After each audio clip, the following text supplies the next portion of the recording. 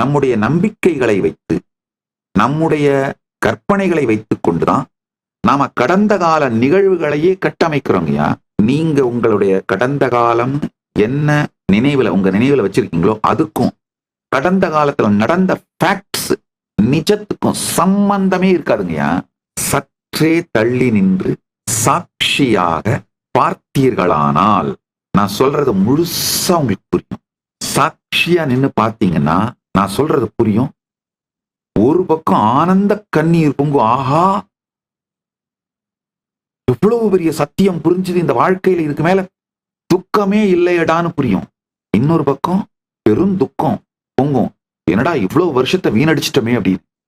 ஒரு கண்ணில் ஆனந்த கண்ணீரும், ஒரு கண்ணில் இத்தனை வருஷத்தை வீணடிச்சிட்டமேன்ற துக்க கண்ணீரும் பொங்க வைக்கும். பரம சத்தியம் இது, புரிந்து கொள்ளுங்கள். உங்கள் கடந்த காலத்தை பற்றி நீங்கள் வைத்திருக்கும் கருத்து, உங்க கடந்த காலத்தை பத்தி நீங்க வச்சிருக்கிற கருத்தை பேஸ் பண்ணி தான் உங்களை பத்தியே உங்களுக்கு ஒரு ஐடியாவை கிரியேட் பண்ணுவீங்க. அதை வச்சுதான் உங்க வாழ்க்கையில எல்லா எதிர்கால முடிவையும் எடுப்பீங்க. என்ன பிசினஸ் பண்ணலாம், என்ன இன்வெஸ்ட் பண்ணலாம், எந்த மாதிரி வாழ்க்கை துணையை தேர்ந்தெடுக்கலாம், இல்ல எந்த மாதிரி வாழ்க்கை முடிவுகளை எடுக்கலாம். மேஜரான உங்களுடைய எல்லா முடிவுகளையும் உங்களுடைய கடந்த காலத்தை பற்றி நீங்கள் வைத்திருக்கும் கருத்து, அதாவது உங்களால என்னென்னலாம் சாதிக்க முடியும், எதெல்லாம் நீங்க ஜெயிப்பீங்க, எதெல்லாம் நீங்க தோப்பீங்க, என்ன பண்ணா, இந்த மாதிரிலாம் நீங்க ஒரு கருத்துக்கள் வச்சிருக்கீங்க. அது மொத்தமுமே சத்தியம் சாராத கற்பனை கட்டுரு. அதை மட்டும் கொஞ்சம் புரிஞ்சுக்கிட்டீங்கன்னா உங்கள் எதிர்காலம் மிகப்பெரிய சாத்தியமும் அளவில்லாத உற்சாகமும் தெளிவும், அப்படியே ரீசெட் பட்டனை தட்டி விட்டு ரீஸ்டார்ட் பண்ண மாதிரி இருக்குங்க. மொத்தத்தையும் டெலீட் பண்ணிட்டு, பாஸ்ட டெலீட் பண்ணிட்டு கம்ப்ளீட்டா ஃப்ரெஷ்ஷா லைஃப் ஆரம்பிக்கிற அந்த சக்தியும் உற்சாகமும் தைரியமும் வந்துடும். உங்களுடைய கடந்த கால வலிகள், காயங்கள், அதை பற்றி நீங்கள் வைத்திருக்கும் கருத்து, இது எல்லாமே போலிங்கயா. கொஞ்சம் சாட்சியா பாருங்க. வெறும் இந்த 28 நாள் மட்டும் எனக்கு கொடுங்கன்னா நான் உடனே உங்களை ஆசிரமத்துக்கு வந்துருங்கன்னா கூட கூப்பிடல. அப்படி வந்திருக்க முடிஞ்சா வாங்க. கைலாசா திருவண்ணாமலையோட கதவுகள் திறந்தே இருக்கின்றன. ஜனவரி 1ஆம் தேதியிலிருந்து 31ஆம் தேதி வரைக்கும் இலவசமாக பரமசிவ சேனை நிகழ்ச்சி நடக்குது. உணவு, தங்குமிடம், வகுப்புகள் அனைத்தும் இலவசமாக கொடுத்து வகுப்பு கொடுக்குறேன். அது 5 லட்சம் ரூபாய் பெருமானுடைய ப்ரோக்ராம் இலவசமா கொடுக்குறேன். அது ஒரு பக்கம். 2வது, இந்தியா முழுக்க யாத்திரை பண்ணணும்னு நினைக்கிறவங்களுக்கு, பரிவராஜ யாத்திரையா போகணும்னு நினைக்கிறவங்களுக்கு இந்த 1 மாத வகுப்பையும் இலவசமா கொடுத்து, 5 லட்சம் ரூபாய் பெருமானுடைய வகுப்பையும் இலவசமா கொடுத்து, நீங்க யாத்திரை போறதுக்கு குறைந்தபட்சம் 1 லட்சமாவது ஒவ்வொருவருக்கும் செலவழிக்கின்றேன். நீங்க பல்வேறு ஸ்பிரிச்சுவல் ஈகோ சிஸ்டம் எல்லாம் பார்த்து வாழ்க்கையை புரிந்து கொள்வதற்காக, வாழ்க்கையை அறிந்து கொள்வதற்காக, வாழ்க்கையில் மலருவதற்காக. நல்லா புரிஞ்சுக்கோங்க.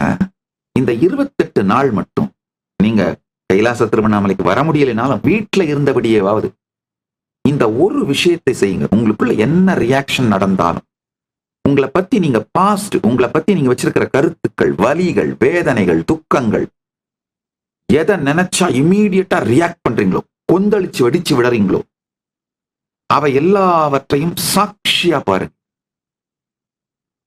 யார பார்த்தா ட்ரிகர் ஆகிறீங்களோ, எந்த நிகழ்வு, எந்த நபர், எந்த சூழல், எந்த வார்த்தை, எந்த எண்ணம் உங்களை கொதிக்க செய்கிறதோ, டீஸ்டெபிலைஸ் பண்ணிடுதோ, அவைகள் எல்லாவற்றையும் சாட்சியாக பாருங்கள். நீங்க எந்த துறையில் இருந்தாலும் மிகப்பெரிய வெற்றி அடைவீர்கள். அதற்கு நான் பொறுப்பு. சமாதி மனப்பழக்கம், வேற ஒண்ணுமே இல்லைங்க. இதுல ஒண்ணும் கம்ப சூத்திரமோ, இயலாததோ, சாத்தியமில்லாததோ, மூடி மறைக்க வேண்டியதோ, மிகப்பெரிய ரகசியமோ ஒண்ணுமே இல்லைங்க. சமாதி மனப்பழக்கம். வேணும்னா ஒரு பெரிய பேப்பர்ல எழுதி பெட்ரூம்ல ஒட்டிக்கோங்க, உங்க ஆபீஸ்ல ஒட்டிக்கோங்க. சமாதி மனப்பழக்கம். சாட்சியா இருந்து உள்ளுக்குள்ளியும் வெளியிலையும் நடக்கிறதையெல்லாம் சாட்சியா பாருங்க. பாத்தீங்கன்னா 10 நாள்ல புரிஞ்சிருங்கய்யா. உங்களை பத்தி, உங்க பாஸ்ட பத்தி நீங்க வச்சிருக்கிற மொத்த மொத்த கருத்தும் டுபாக்கூர். ஒப்பீனியனேட்டட் நியூஸ்ங்கயா, ஃபேக்ட் கிடையாது, ஒப்பீனியனேட்டட் நியூஸ். அதனால உங்களை பற்றி நீங்கள் வைத்திருக்கும் கருத்தும் அந்த கருத்து ஏற்படுத்துகிற பர்வர்ஷன்ஸும் அந்த ரியாக்ஷன்ஸுக்கு நீங்க ரியாக்ட் பண்றது. நீங்க எதை தொட்டாலும் உருப்படாதுன்னு ஒரு கருத்தை நீங்க ஃபார்ம் பண்ணி வச்சுக்கிட்டீங்கன்னா, வாழ்க்கையில ஒரு பெரிய வாய்ப்பு வரும் பொழுது அதை பார்த்த உடனே உற்சாகம் வர்றதுக்கு பதிலா எரிச்சல் வரும். ஐயோ, நான் தொட்டா உருப்படாது, நான் அடைய மாட்டேன், ஆனா எவனோ ஒருத்தன் தட்டிட்டு போயிட போறானே, ஐயோயோ. உங்க ரியாக்ஷனே உற்சாகத்துக்கு பதிலாக வேதனையும் வெறுப்பும் ஃப்ரஸ்ட்ரேஷனுமா. அந்த ஃப்ரஸ்ட்ரேஷனை பார்த்து இன்னும் ஃப்ரஸ்ட்ரேட் ஆகி இது மாதிரியான உணர்ச்சி கொந்தளிப்பு, வலி, காயங்கள், இவைகளுக்கு நடுவிலே நடக்கின்ற போராட்டங்கள், இதனால் ஏற்படுகின்ற வெறுப்புனால திருடுறது, கொலை பண்றது, கொள்ளையடிக்கிறது, கற்பழிப்பு, ஊழல், எல்லா விதமான அதர்மத்திலும் செல்லுவதற்கான ஒரு, அது தைரியம்ன்ற வார்த்தையில சொல்ல முடியாது, செல்லுவதற்கான தற்கொலை துணிச்சல், தற்கொலை மனப்பான்மை வருகின்றது. நல்லா புரிச்சுக்கோங்க. பேரதர்மங்களில், பெருங்குற்றங்களில் ஈடுபடுபவர்கள் அதனுடைய பின்விளைவுகள் தெரியாதவர்கள் அல்ல. ஒரு விதமான தற்கொலை முடிவு, வாழ்க்கை மேல அளவுக்கு மீறிய வெறுப்பினால் தற்கொலை முடிவுக்கு வந்து செயல்படுகின்ற தன்மையிலிருந்து முதலில் விடுபடுங்கள். தற்கொலை முடிவுக்கு வந்து செயல்பட துவங்கிறதுங்கய்யா. முதலே காலை கவிட்டு இருக்கும் போது கம்ஃபர்டபுளா ஸ்விம் பண்ணிட்டு இருக்கிறது, எப்ப வேணா பிடிச்சி உள்ள இழுத்துரும். முதல்ல காலை கவிட்டு இருக்கிற முதலையிலிருந்து விடுபடுங்க. சிகரெட் பிடிக்கிறவங்க, செயின் ஸ்மோக்கர், சாராயம் குடிக்கிறவங்க, அது ஒண்ணு நான் டீசென்டான வார்த்தையெல்லாம் சொல்ல முடியாது. சாராயம் குடிக்கிறவன் தான் மது பிரியன்ற வார்த்தைலாம் யூஸ் பண்ண முடியாது. குடிகாரன்னு தான் வார்த்தை சொல்ல முடியும். மாமிச உணவுக்கு அடிமையாய் போய் கிடத்தல், இத பண்றவங்கெல்லாம் அவங்களுக்கு ஒன்றும் ஏதோ அதனால தப்பு, அதனால உடல் நலம் கெடும், மனநலம் கெடும், உயிர் நலம் கெடும்லாம் தெரியாமலாம் இல்லைங்க, தெரியும். ஆனா என்னடா பண்ண போறோம் லைஃப்ல? இந்த ஆர்குமெண்ட்டை நார்மலைஸ் பண்றாங்க. இதெல்லாம் விட்டுட்டு வாழ்ந்து என்னடா பண்ண போறோம்? லைஃப் மேல இருக்கிற ஃப்ரஸ்ட்ரேஷனால டீ டோட்டலரா வாழ்ந்து என்னடா பண்ண போறோம் அப்படிங்கிற ஆர்குமெண்ட்டை நார்மலைஸ் பண்றோம். Especially Gen Z. நல்லா புரிஞ்சுக்கோங்க. டீ டோட்டலர் லைஃப் ஸ்டைல் என்ன பிளசண்டான, இருப்பே பிளஷரா இருக்குங்கய்யா. Celebrate being a human. ஏய் ஜென்சி, முதல்ல இத புரிஞ்சுக்கோங்கப்பா. Celebrate being a human. டீ டோட்டலரா இருந்தீங்கன்னா you can celebrate being a human பா. ஒரு இனிமையான மலரின் இனிமையான ஒரு இயற்கையான தாமரை, ரோஜா, பன்னீர் புஷ்பங்களோட இனிமையான நறுமணம் மாதிரி நம்முடைய வாழ்க்கையில உள்ளுக்குள்ளேயும் வெளியிலையும் ஒரு நறுமணம் பொங்குகின்ற, just celebrating being a human.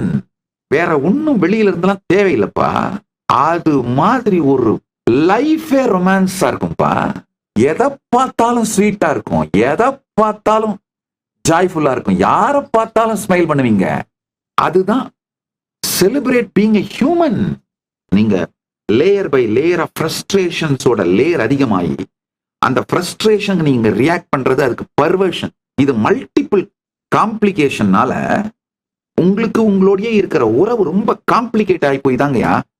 வாழ்ந்து என்னடா பண்ண போறோம்? அட்ரா தண்ணி அட்ரா பார்க்கலாம்டா, குடிடா, என்ன வேணா குடிக்கலாம்டா, அட்ரா ஸ்மோக் பண்றா, என்ன வேணா பண்ணலாம்டா, பாத்துக்கலாம்டா, வரப்ப பாத்துக்கலாம்டா, இருறா, இதுக்கெல்லாம் கூட பயந்துட்டு இருக்கிற அப்படின்ற ஒரு தற்கொலை முடிவோடு செயல்படுகிறீர்கள்.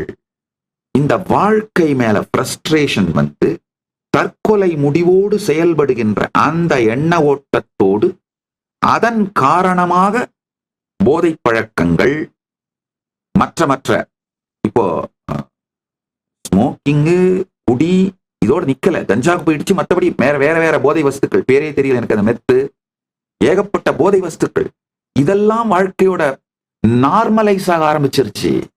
இது மாதிரியான மனம் உருவாக்கிட்டீங்கன்னா என்ன பண்ணாலும் ஃபெயிலியர் தான். மாசம் 10 லட்சம் இல்ல 20 லட்சம் இல்ல 50 லட்சம் சம்பளம் வாங்கினீங்கனாலும் என்ன யூஸ்? எதை வைத்து எல்லாவற்றையும் அனுபவிக்க வேண்டுமோ அது அழிந்து விட்டால், நாக்கை வைத்துத்தான் ருசிக்கணும், நாக்கு அழுகி போயிடுச்சுன்னா நீங்க எவ்வளவு ருசி விதவிதமான 1000 2000 தின்பண்டம் வச்சு என்ன உபயோகம்? கண்ணை விற்று ஓவியம் வாங்கியவனும் உடல் மனம் உணர்வை விற்று வாழ்க்கையில் எதை சேர்த்தவனும் மிக பெரும் மூடன். ஃபர்ஸ்ட் ஸ்டெப்புங்க லைஃப்ல செலிப்ரேட் பீயிங் எ ஹியூமன். ஒரு இந்த மனித உடலோடு மனத்தோடு உணர்வோடு உயிரோடு இருக்கின்ற இந்த நிலையை செலிப்ரேட் பண்ணுவோங்கயா. உங்களுக்குள் நிகழ்பவை அனைத்தையும் சாட்சியாக பார்க்க துவங்கினீர்களானால் கடந்த கால காயங்கள், அந்த காயங்கள் வலிகளாலே ஏற்படுகின்ற எதிர்காலத்தை பற்றிய பயம், இதெல்லாம் லேயர் பை லேயர் பை உறிஞ்சு விழுந்துருங்கயா, கரைஞ்சு விழுந்துரும். அவை எல்லாமே போலின்னு புரிஞ்சிருங்கயா.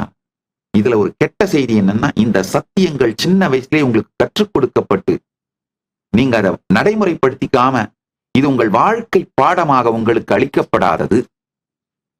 நல்ல செய்தி என்னன்னா, இப்ப செய்ய ஆரம்பிச்சீங்கன்னா கூட எதிர்காலம் நல்லா இருக்கிறது மட்டும் இல்ல, ஒரு முக்கியமான சத்தியத்தை புரிந்து கொள்ளுங்கள். உங்கள் கடந்த காலம் மாறும். இங்கதான் நான் நுழைகிறேன்.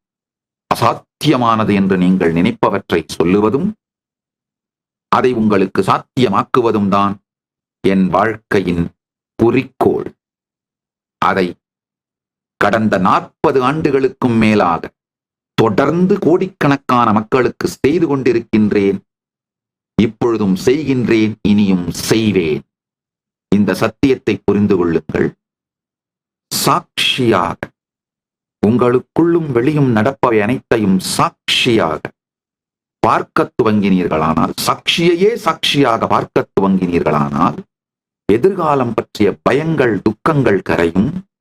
தொடர்ந்து பயம், குற்ற உணர்ச்சி, துக்கம், ஆற்றாமை, பொறாமை, வயிற்றெரிச்சல், இதுல இருந்தெல்லாம் ரியாக்ட் பண்றது அடங்கும். உங்கள் எதிர்காலத்தின் சாத்தியக்கூறுகள், உங்கள் வாழ்க்கையை பற்றி, எதிர்காலத்தை பற்றி உங்களுக்கு இருக்கின்ற பயங்கள் அனைத்தும் கரைந்து ஒரு மிகப்பெரிய ஸ்திரத்தன்மையும், ஸ்திரத்தன்மையின் மீது கட்டி எழுப்பப்பட்ட ஸ்ரத்தை, நம்பிக்கை, வாழ்க்கையை பற்றிய ஒரு புதிய நம்பிக்கை மலரும்.